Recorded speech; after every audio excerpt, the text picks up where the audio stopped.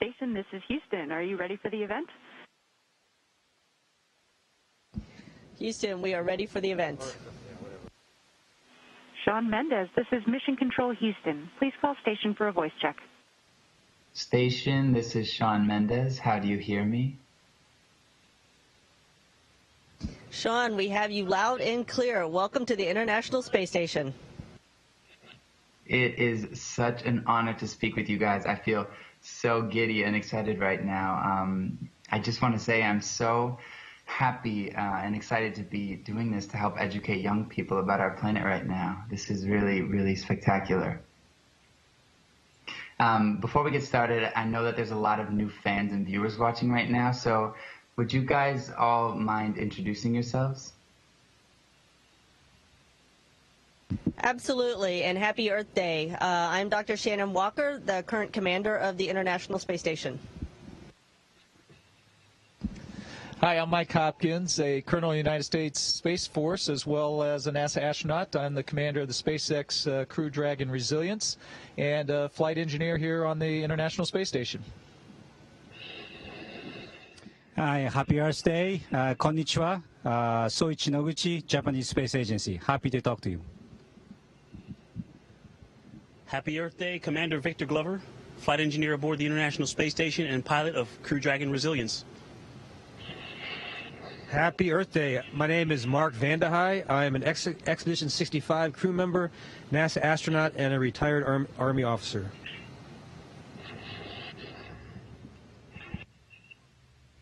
Amazing. I know everybody but Victor has been to space more than once, but I also know that Soichi has set a record for the longest time between spacewalks. So Soichi, congratulations.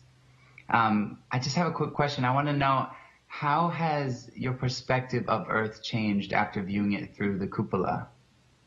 And Victor, since this is your first space flight, what are some of the impressions you'll take back with you from seeing Earth from space for the first time? Yeah, it's an interesting question how Earth has changed over the... It's actually been 10 years since I've been here. And so a couple of things. One thing, when I was here last, it was over the summertime. This time it's been over the winter time. And so the biggest difference I've seen is that the northern hemisphere was covered with snow and ice most of the time this time, whereas last time it was all very green. Crazy. Shawn, thank you for the question. And wow, seeing Earth from here is quite spectacular. In fact, it's the most beautiful thing that I've seen up here. Looking out at the stars is great, but seeing the Earth is just so amazing. And it also makes me realize how important it is that we do all that we can to take care of it.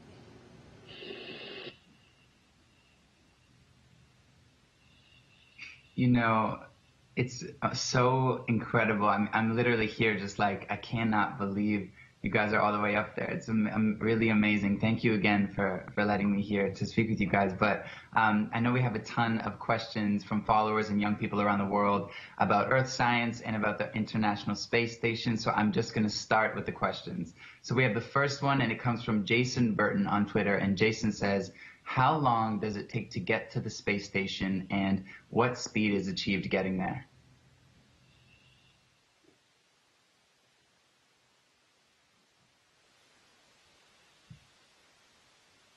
Mark, your mic is off.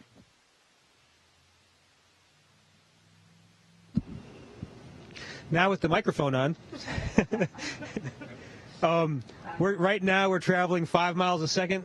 That means we travel once around the planet every 90 minutes. So every 24 hours we had 16 sunrises and 16 sunsets.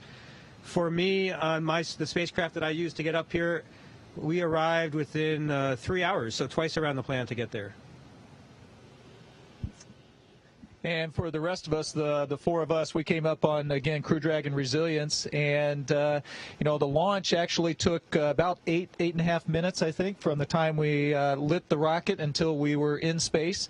And then after that, it took another 24, 27 hours before we actually docked to the International Space Station. So we had a little bit of time on board Resilience to have a few meals, have a nap and things of that nature. But it was actually very comfortable, but we were very excited when we got on board as well.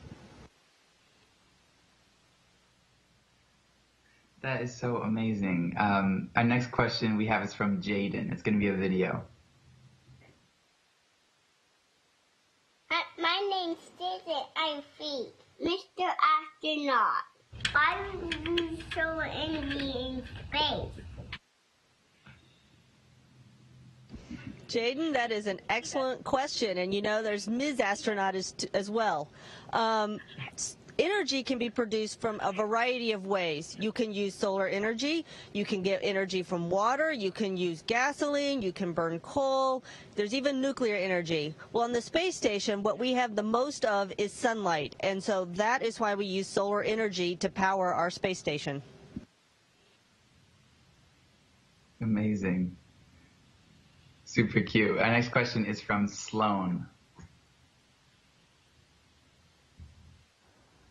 Hi, my name is Sloan. I am 10 years old, and my question is, what are some Earth experiments you can do from the space station?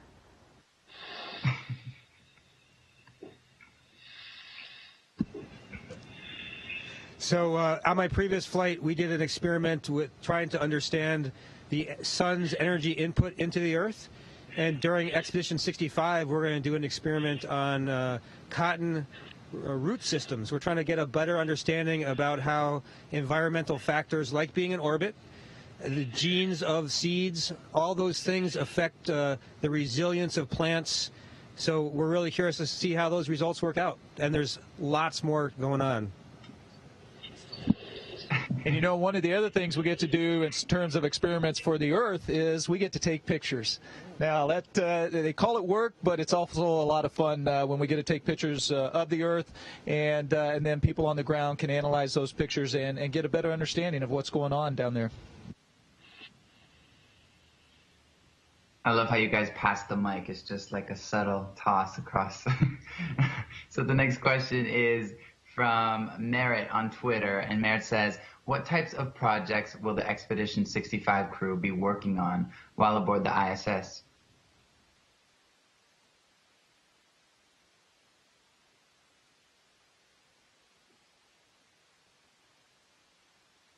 Oh gosh, we talked about solar arrays a little while ago. We've got some improved rollout solar arrays that we're going to continue to install on EVAs coming up. So we're actually going to do a number of spacewalks. I think the plan has 4 during Expedition 65 to make progress towards improving our solar array energy production capability.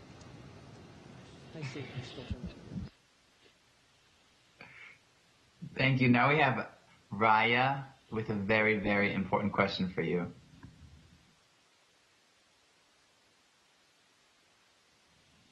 I think there's an image. Do I have to click on the image? I can read it. Raya says, in what ways can a student contribute in environmental protection?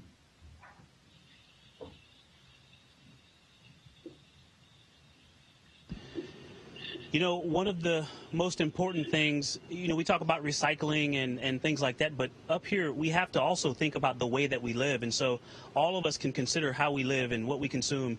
And it's not just important to recycle. Recycling is important, but also to reuse. And I think that's something we do really well up here. We recycle water. We repurpose things like packaging to use it for other purposes, and then in reducing as well when we can. Reducing the things that we use, but also reducing the things that we use because of the impact that the waste can have on the planet. So that's something that we all can do better to take care of Earth.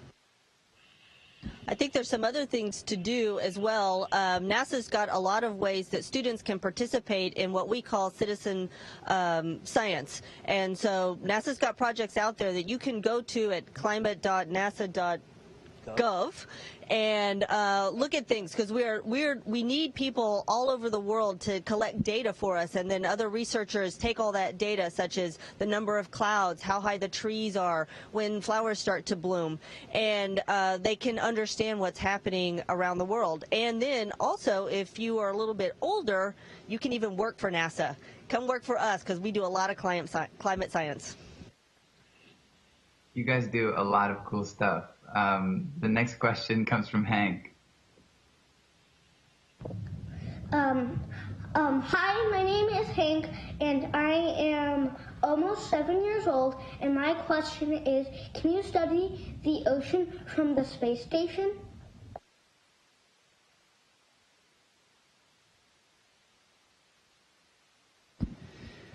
Okay, thanks for the very good question. Yes, we can still study ocean from space. Actually, this is the best place on Earth to study ocean. Every day, you know, I would say more than half of the time we look out the window, that's ocean. And it's not boring, actually. Every day is a different, and a different color, different wind, and different clouds. So it's so fascinating. Actually, we take a lot of pictures of oceans, so hopefully that the scientists on the ground can study from our crew photo. Amazing. So the next question is from Winnie. Hi, my name's Winnie. I'm from Barrow, Delaware. My question is, can you see a volcano erupting from space? My island is being affected by a volcano right now. Bye-bye. Oh, thank you for that great question, and it's great to hear your voice up here. So we actually can see volcanoes. As Mark mentioned earlier, we rotate around the Earth once every 90 minutes, so it depends on where we are in our orbit. But we are able to see them, and we're also able to see the effects that they can have. Just last week, we were trying to get photos of the plume and the ash in the atmosphere because we're so high up that we can see it from this unique vantage point. Yeah, actually, that's very good thing. So our intention is to capture all the natural disasters happening on the ground. And actually, Icon is more like a volcano hunters. So we're catching all the volcanoes. I got the Mount Etna in Italy and volcano in Kamchatka, and he's looking for the Caribbean. But we are always watching you. Volcano hunters, it's so good. So obviously food is such an important part of our daily lives as people of Earth. So Floyd on Twitter wants to know if any of you are vegetarian, and if so, what do you guys eat? No, that is a great question. I think right now we don't have any vegetarians in space, but I will tell you that vegetables are my favorite thing to eat. And so we eat a lot of vegetables up here, and we even grow some plants up here, because one of the things we need to understand is if we're going to live in space for longer and longer periods of time, or if we're going to other places, the moon or Mars, we're going to need to be able to grow our food. And so we study how plants grow, and then we eat them. Amazing. The next absolutely adorable question is from Yal. Hi, I'm Ellen. I'm 5. I keep looking for unicorns on Earth, but have you seen them in space? Have we seen any unicorns in space? Well, so far the answer is no. We have not seen any unicorns up here, but we're going to keep looking. And you know, one place that we might actually have our best chance of seeing a unicorn is, have you ever just laid out in your backyard and watched the clouds go by and you can see shapes up there? Well, I tell you what, we see a lot of clouds up here, and I think we're all going to take an extra special look and see if we can't see a unicorn in the clouds. Perfect. I'll be looking for some unicorns too. So we imagine you guys get to see some incredible things none of us on Earth could ever even imagine. So our next question comes from Sophia Campbell. Hi NASA, I'm Sophia and I'm in 7th grade, and here's my question. What is the most amazing thing that you can see on Earth from space that you can't see here on the ground?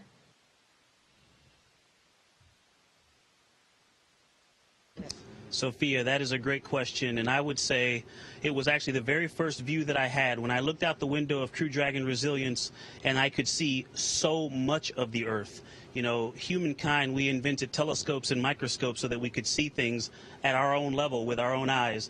And so to be able to see an entire country or an entire ocean with my own eyes was truly amazing. And so I really wish that more people could get up here and see that same view.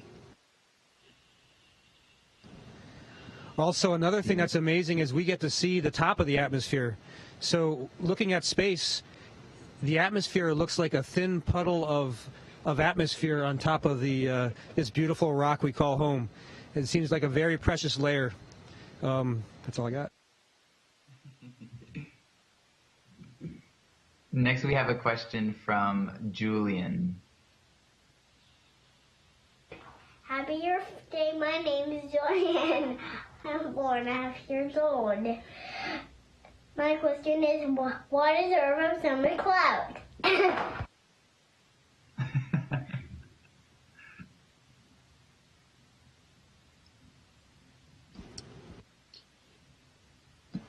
Julian, that's a great question. And, you know, I would say a short answer is that it's because we have so much water on the planet. And clouds are one way that water is able to move around the Earth, which is so vital. We have oceans and rivers, we have rain and snow, and clouds are just another form of water moving all over the planet that helps to keep us alive and comfortable.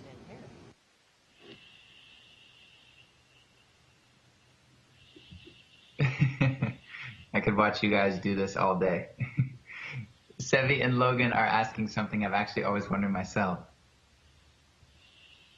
Happy Earth Day. My name is Sevi and I am 5. My name is Logan and I'm 13. We know you love looking at the Earth. We love looking at the stars. We heard that the stars look different in the southern hemisphere than they do for us. So we were wondering, how do the stars look from space?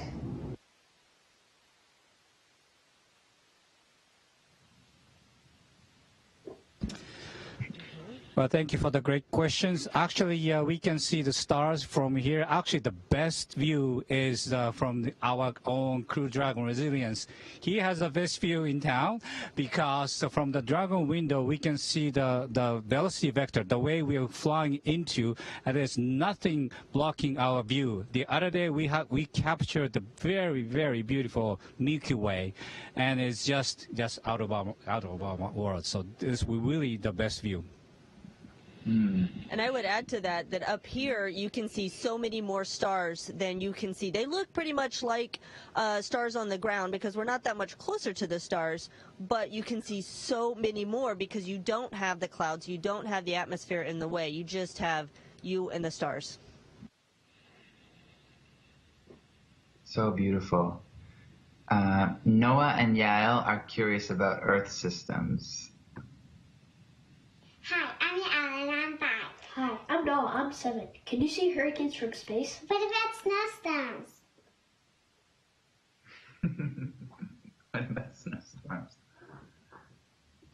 So can you see hurricanes from space? Yes, you can. In fact, as we've been talking up here, you can see the whole hurricane, and that's pretty neat to be able to see it. You can see the eye and how it's forming. But one of the things that's interesting about up here, when you see that whole hurricane, you're pretty amazed and you start taking pictures and all of that of it, but then you forget that there are people in danger down on Earth with the hurricanes and all that. So sometimes it's easy to lose perspective up here of what's actually happening down on the Earth. So when we see those hurricanes, we have to remind just how dangerous it is for everybody on the ground. Okay, so there's one last question from me, and this is crazy, but since we've been speaking, you guys have traveled literally about halfway around the Earth, which is insanely surreal to think about. We all know that time is so precious. So do you guys have any tips about how to savor the time and be very present in the moments we are given? Well, I think the first thing is just to really think about your question, to be present, to be in the moment, to be intentional and be mindful. I think just having that in your mind that you want to do that is a great starting point. I think also is to be grateful for your situation. I know we are all very grateful that we have this opportunity to be up here, but we're also grateful for our friendships and getting to spend time together. It's kind of like a little family up here, and that is good. You know, one of the other things that happens when we're up here, you know, we talked about all these fantastic views of the Earth, but one of the other things it makes you do is it makes you miss the Earth. I really can't wait to get back to Earth. I love being up here in space, but it just doesn't compare to being home on Earth. And I'd add to that whenever you're working, having fun, whatever you're doing, you have the option to choose to focus on what you're enjoying about it, and slow down enough to realize that even when things are hard, you can find something to really appreciate about the moment that you're in. Perfectly said. I just want to say, lastly, thank you guys so much for helping young people around the world better understand our planet today. And thank you guys so much for spending Earth Day with us. Godspeed to Crew 1 with your return to Earth next week, and I wish you guys all the best. And Mark, we really look forward to following you along with Crew 2 astronauts during your Expedition 65 mission. Thank you guys so much. Happy Earth Day. Thank you as well. Happy Earth Day. Station, this is Houston ACR. Thank you. That concludes our event. Thank you, Mr. Mendes, and all our participants. It was an honor to have you aboard the space station today. Station, we are now resuming operational audio communications.